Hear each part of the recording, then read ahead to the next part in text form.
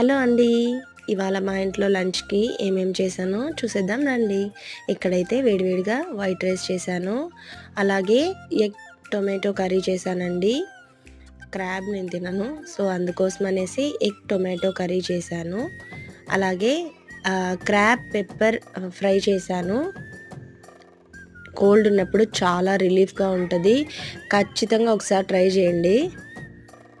అలాగే దీనికి సంబంధించిన ఈ రెసిపీకి సంబంధించిన ఫుల్ వీడియో నా ఛానల్‌లో ఆల్రెడీ అప్లోడ్ చేశాను. చూడని వాళ్ళుంటే వెళ్లి చూసేయండి.